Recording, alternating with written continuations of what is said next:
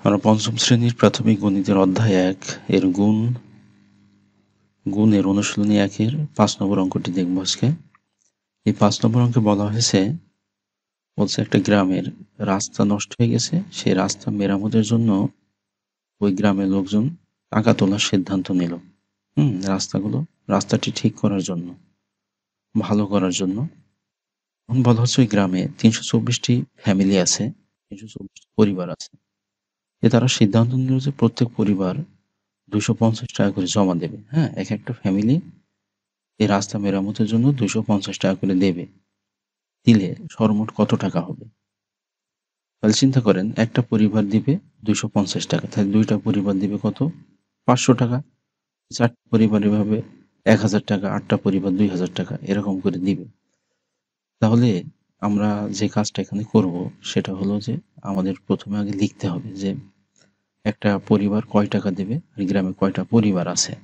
আমি এখানে লিখে নিলাম যে গ্রামটিতে পরিবার আছে ৩২৪টা। গ্রামটিতে পরিবার আছে ৩২৪টা। আর প্রত্যেক পরিবার কত টাকা করে জমা দিবে?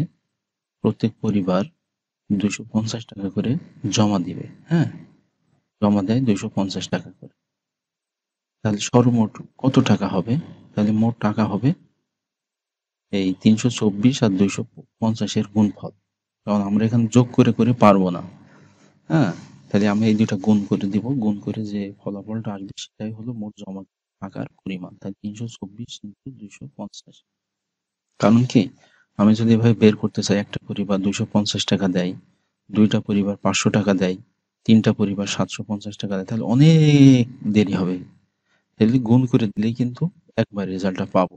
তাহলে আমি এখানে গুণটা করে দিব ৩২৪ আর ২৫০। গুণ করে আমরা একটু দেখবো যে গুণফলটা কত হয়। তাহলে আমি এখানে কি করব? আমি গুণ করব। তাই দেখা যাক ৩২৪ এর সাথে ২৫০ আমি গুণ করব। আমি এখানে একটু লিখে দিলাম কষ্ট করে। ৩২৪ ইন্টু ২৫০ গুণ ২৫০। তাহলে আমি প্রথমে দেখো যে এখানে শূন্য দিয়ে আমি উপরে ডিজিটকে প্রথমে গুণ করব। তাই আমরা জানি শূন্য দিয়ে কোনো কিছুকে গুণ করলে শূন্য হয়। তাহলে আমি চোখ বন্ধ করে শূন্য বসাই দিব। তাই ৩টা ডিজিটকে গুণ করলাম, তাহলে শূন্য হয়ে গেল। এবার আমি ৫ দিয়ে উপরে ৩টা ডিজিটকে গুণ করব। ৫ দিয়ে আমি প্রথমে ৪ কে গুণ করলে ২০ হয়। ২০ শূন্য আমি নিচে বসাই দিলাম, আর ডান পাশে শূন্য বসবে, কারণ ৫ দ্বিতীয় অবস্থানে আছে। এবার ৫ দিয়ে আমি ২ কে গুণ করব। তাহলে ৫ দিয়ে আমি যদি ২ কে গুণ করি ১০ হয়, আর আগে হাতে ২ ছিল। ১০ আর ২ ১২। ১০ আর ২ ১২। ১২ ২ এখানে বসাই দিলাম। এবার ৫ দিয়ে আমি ৩ কে গুণ করব। তাই ৩ ৫ হয় আমার ১৫। আর আগে যে ১২ ছিল, ১২র হাতে ১, ১৫-র ১ কত হবে? ১৬ হবে।